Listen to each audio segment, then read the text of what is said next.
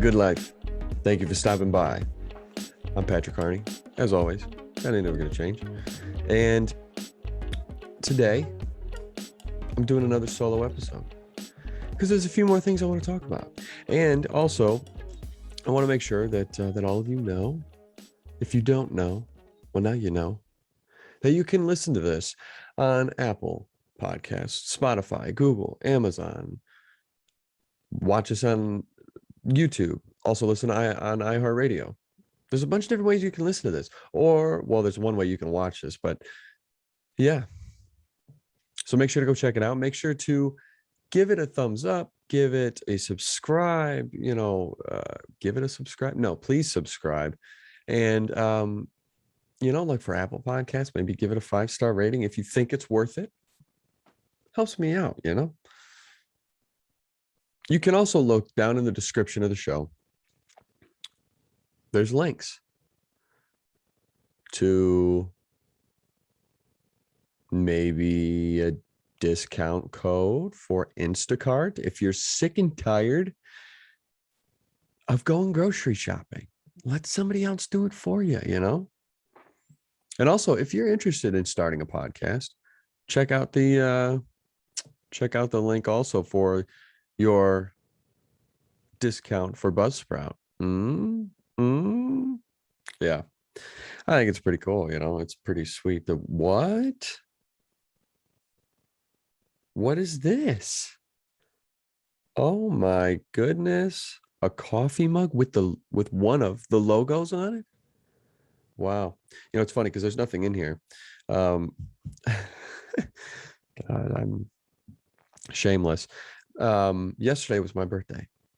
And yes, I am filming this on the day that this is coming out. What? But yes, yesterday was my birthday. And good old Ma and Pa, Mom and Dad, had a couple of these printed for me. Yeah. And then they also got, just sick as this, they also got a license plate, for the front of the car with the logo on it. I don't care if I look dumb because it's sick. And maybe I'll get some more listeners. Branding, baby. Anyway, yeah, there's a lot going on right now, on kind of a serious note, the tragic accident on the film of Rust that ended up taking the life of cinematographer Helena Hutchins and injuring the director Joel Sousa. Well, for one, I just want to say that my deepest condolences and sending as many prayers as I can to Helena's family and Joel's family. Joel, I believe, though, I think the latest report that I saw is that he is out of the hospital and he is going to be fine. But she was a mother and a wife. So to her family, yeah, all my thoughts and prayers go to you guys. But there's a lot of crazy stuff going on with this story now. And I've seen on many different reports just within the last 24 hours that the firearm that was used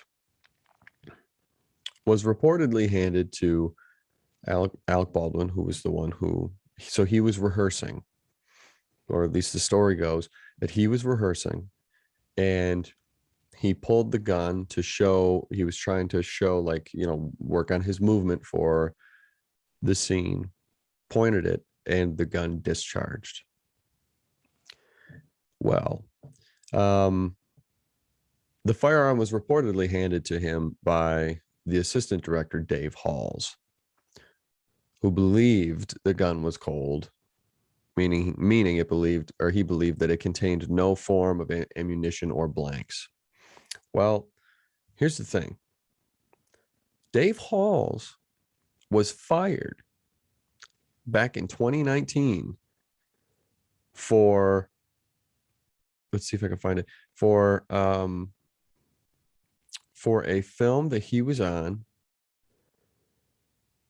that had an accidental discharge of a gun, of an 1800 style gun.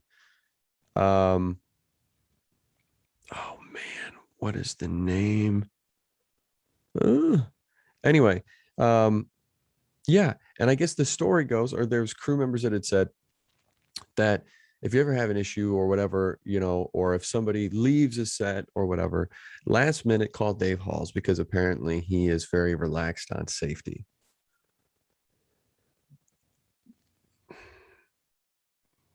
If this is the case, then why the hell is someone like him allowed on a set? For one. But two, anytime, this is like gun safety 101. Okay. Anytime you go to hand a gun to somebody, you pull the slide back, you clear it. What that means is you are making sure that there is no bullet or anything, any projectile in the chamber. And then when you hand it to them, they do the same thing. They check the clip, make sure nothing's in the clip. They pull the slide, make sure nothing is in the chamber. That's what you do. This clearly didn't happen. Now, this was a revolver. Okay. Very simple. Pop it out, make sure there's nothing in there. There's a lot of stuff going on with this. I guess the DA's office said that everything's on the table, that there could be charges filed, but they didn't say who. And another thing too, like, so I know that Alec Baldwin is a very anti-gun person. Okay. Very anti-gun person. And I'm not saying this for any political reason or whatever. Okay. So any of you that are like thinking that, bleh. But for him, I guess he's been on record saying that he doesn't even, he wouldn't, he did what this was, I don't know how many years ago it was, but saying that he didn't even want to go through any training or any of that stuff. So here's my question. Then why do this movie? Then why do it? Because you're going to need a gun. To me, like I've been on sets where I've had to work with a weapon. I am a gun guy. I am a proud Second Amendment guy. That's just me. And anytime I've been on set with somebody or with a gun, with a prop gun, whatever, I'm talking to the prop coordinator. I'm talking to the armorer, the whomever is in charge of these weapons. I'm talking with them and I'm asking them, okay, walk me through every single part of this gun, that the whole, everything that it does, how it works, what everything is. I want to know the ins and outs of this weapon, so as if it was mine. I do. Because then I can make sure that stuff like this doesn't happen. For me, when I'm in these situations. Also, what I think should happen is, after that training is gone through with the actors, whoever is in charge of the weapons, whether they be fake guns, rubber gun, prop guns, whatever, for full safety, because you can't mess with that stuff. Look what happened. You make sure that nobody has access to those weapons except for the person who's in charge of them. And the second you're going to film or rehearse, that person takes each individual weapon, to each actor when they are in their place. Actions yelled. The scene goes, boom, cut, freeze. That person goes and collects each one of those weapons and takes it back. I know there are people out there that will be like, well, it takes too much time or whatever. But really, do you want to fight that? Do you want to fight that? Yeah, I don't think so. Because this. Yeah, there was a lot that went wrong. And there were even crew members that were saying that just like the overall feeling on the set, like they just felt like it was unsafe working conditions. That's not cool, especially nowadays. Like, come on. I don't know.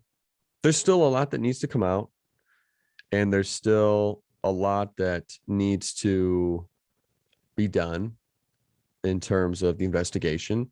And, you know, so I'm not going to sit here and make any sort of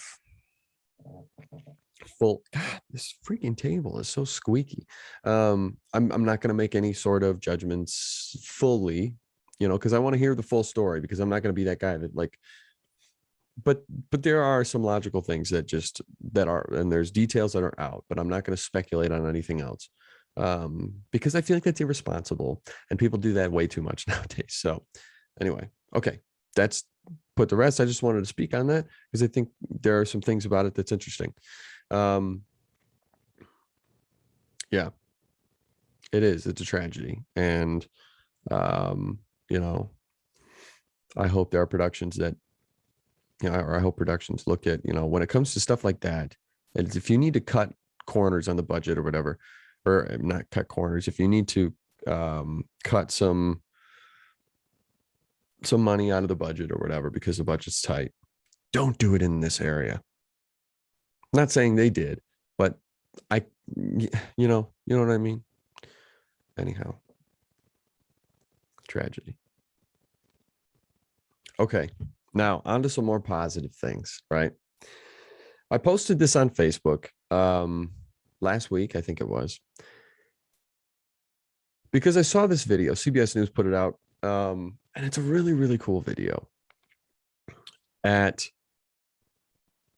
there's this high school in Shreveport, Louisiana, and there was a super, super violent week at the high school that had 23 students arrested. Massive fighting, or massive fight. It was at Southwood High School. There was 23 students arrested in 3 days. Well, these dads stepped up. Talk about some good news. These dads stepped up and they created Dads on Duty. I'm reading about this because I want to make sure I get everything right.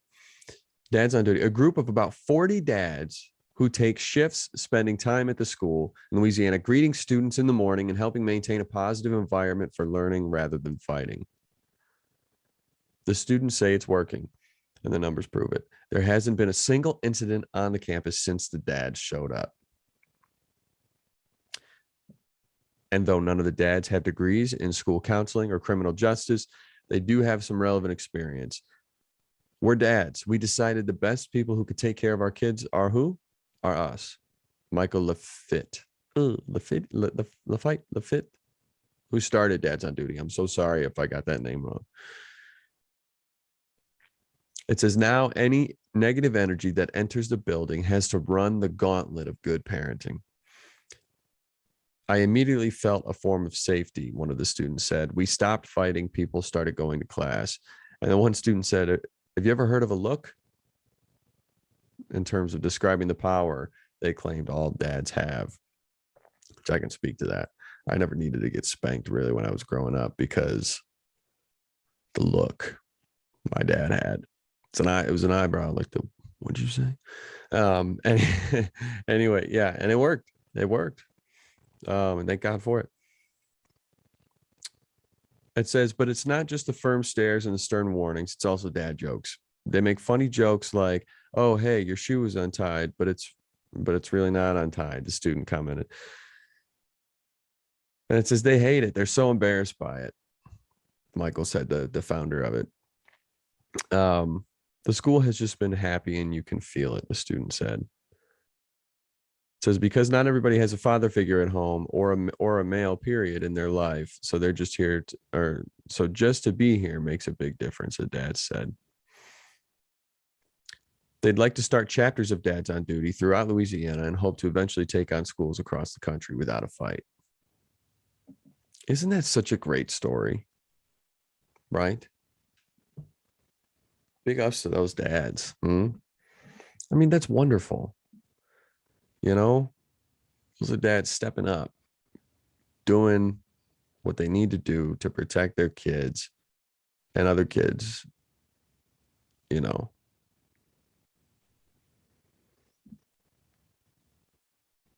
Shout out to them. So the new Uncharted trailer came out with Mark Wahlberg and Tom Holland. I think it looks sick. But then again, I never played the video game. So maybe the video game people are like, oh, this looks stupid. This is terrible, blah, blah, blah. I do know there was kind of an outcry of Tom Holland playing Nathan Drake that they wanted. Was it Nathan Fillion from the show The Rookie? They wanted him to play.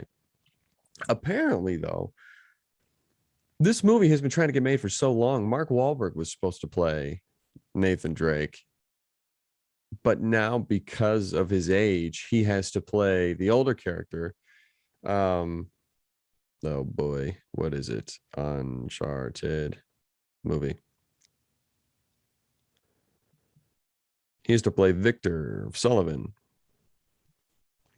The film also is also starring Sophia Taylor Ali, Antonio Banderas, to name a couple. But no, I do though. I think it looks cool. I really do. I think it'll just be a fun action adventure movie, you know. It'll be sweet. I wanted to let you all know that I am going to be having, I wanted to let you know of a couple of the guests that I'm going to be having here coming up on the show. I'm having the director of the musical that I had mentioned before that I'm doing. And we're going to be talking about why he decided to do this show. And also giving the details on the show. So I'm going to wait on giving out all those details until then. But we started rehearsals and we've done all this stuff. And we're going to sound so freaking cool. Oh, man. Because it's all a cappella, right?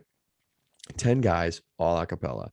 It's called All Is Calm, the Christmas Truce of 1914. And it's about the Christmas truce that happened in World War I between the British. Were there any American soldiers? No, I think it was just the British.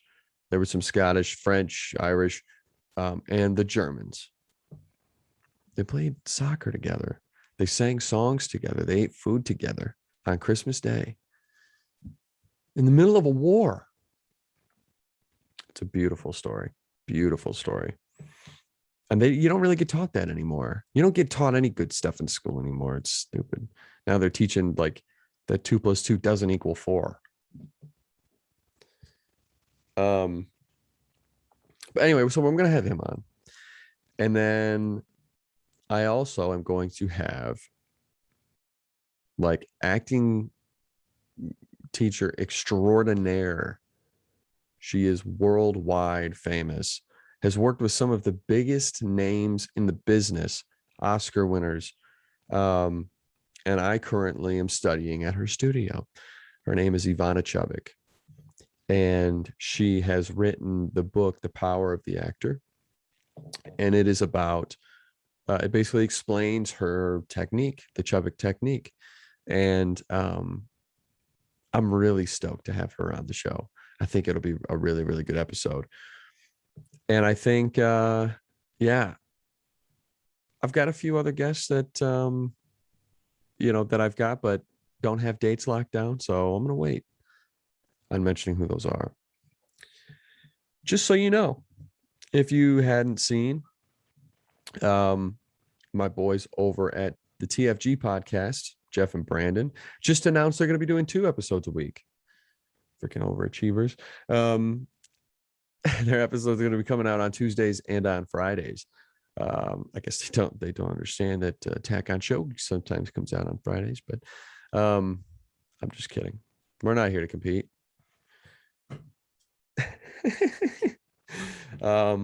But I did. I talked with them, and I'm really happy for them. I think I'm going to be going back on their show at some point here pretty soon to talk some sports, talk some, whatever, some film, entertainment, whatever. Speaking of sports, football. Well, I know the Michigan State game is coming up here this Saturday. That's going to be a big game. And then, but what about Pat Mahomes and the Chiefs? Come on, dude. I've got him on my fantasy football team. Well, one of my in one of my leagues. At one point in the game, he had me negative 0.86 points. What? Come on. Man, the Chiefs, these guys, they do not look like a Super Bowl team. They don't. Oy. But how about them Cowboys, though? Grant, I know we were on a bye week, but we're coming back this week, I'm excited. Who are we playing? The Eagles? I think that's who we're playing. No, we're playing the Vikings, Minnesota Vikings. Yeah. That'll be a good game. Are the Vikings any good this year? I haven't really seen anything on them. I haven't watched any of their games. So I don't know. But anyway, it'll be nice to watch the Cowboys again. That game's on Sunday night, 8:20. Ooh. Halloween. Spooky. Halloween night. Ooh, you know what else is going to be a really good game is the Bucks and the Saints. Because the Saints have been playing really well this year. And the Bucks, I mean, come on. It's Tom Brady and Mike Evans and Antonio Brown. And which, by the way, Antonio Brown's been having a great year this year. Like a really, really good year this year. Honestly, I'm happy for him. He used to be a head case. I think he's been starting to kind of figure it out a little bit. But yeah, I mean, he's gonna be sick. I think for the rest of the year, I think he and Tom Brady have really found their groove, because he was with them with the Patriots for a little bit, but he got let go, I think it was, or he got cut. Yeah, I'm really interested in to see what he can do. Also, can we just say how badass was it when Aaron Rodgers was at Soldier Field with the Bears saying, "I still own you"? Woo, boy. Yeah. That man is bad.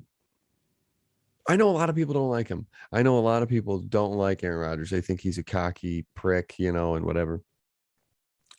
I think he's a little overconfident,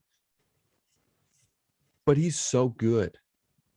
Like, he can back up everything that he's ever said. So it's like, what can you do? You can't say anything about it then. I'm not saying be a jerk, but I think overall, I think he's a pretty nice guy. He seems like it, at least. But yeah, when he was yelling at the crowd saying, "I still own you," mic drop, dude. Bang.